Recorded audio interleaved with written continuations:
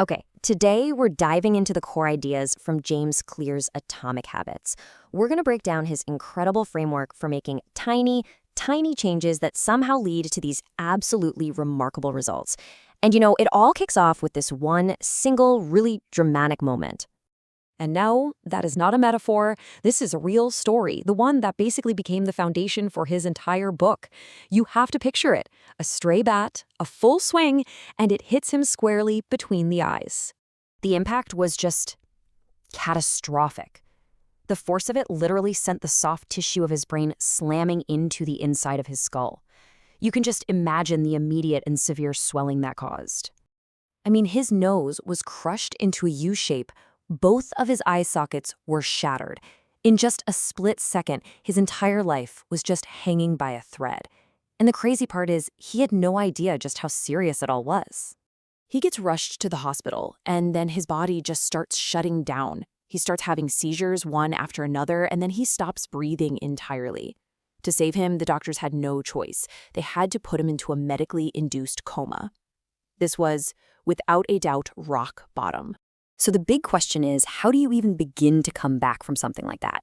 Well, it's right there in Clear's journey from this devastating injury back to recovery that the core ideas of Atomic Habits really start to take shape. And listen, there was no overnight miracle here. The months that followed were just brutally hard. He had double vision for weeks, had to relearn basic things like just walking in a straight line. And then came the humiliation of being cut from the varsity baseball team, the one thing that had basically been his entire life. The real turning point wasn't some big, dramatic gesture. It was when he got to college and he started to focus on the small things he could actually control. Things like building good sleep habits or just keeping his room tidy. These tiny little actions gave him a sense of control, and that started this incredible ripple effect. And this brings us right to the absolute central idea of the book, the almost magical power of just getting 1% better. This concept is just perfectly illustrated by the story of British cycling. For 100 years, they were, just mediocre. Then, this new performance director, Dave Brailsford, came in with a simple idea. Let's improve everything by just 1%. They redesigned bike seats for better comfort, they tested different massage gels, they even taught the riders the proper way to wash their hands to avoid getting sick. The results? Absolutely astounding. And this, right here, is why that strategy works. So often we think success needs some massive, earth-shattering action. But the simple math of 1% improvements tells a totally different story. These small, almost unnoticeable gains, they compound over time into something enormous. And here's the payoff. Get this. If you can manage to get just 1% better each day for 1 year, you'll end up nearly 38 times better than you were when you started. It's not addition, it's multiplication. This is basically compound interest for your life. But, and this is a big but, here's the catch. In the beginning, that progress is almost invisible. This gap right here between what we expect, this nice linear progress, and what actually happens is what he calls the valley of disappointment.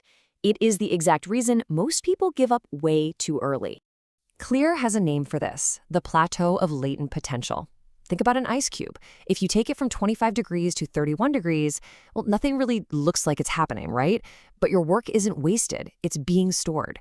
All the action, the big breakthrough, happens at 32 degrees. The effort is the same, but now you've crossed that critical threshold. So how do we actually push through that plateau? This next idea, honestly, it's a total game changer. It's all about shifting our focus away from goals and onto something way more powerful, our systems. So, goals are about the results you want to achieve. A system, on the other hand, is about the process that gets you there. A goal is winning the championship. The system is what your team does at practice every single day. When you focus on the system, you create lasting change because you're actually fixing the inputs, not just wishing for a different output. This quote just sums it up perfectly. Winners and losers, they often have the exact same goals. I mean, every single Olympian wants to win a gold medal, right? The goal isn't what separates them. What makes the difference is their commitment to a system of continuous tiny improvements day in and day out. Okay, now we're going to go even deeper. Because the most powerful, most effective layer of change isn't just about what you do. It's about who you believe you are. Imagine change is kind of like an onion.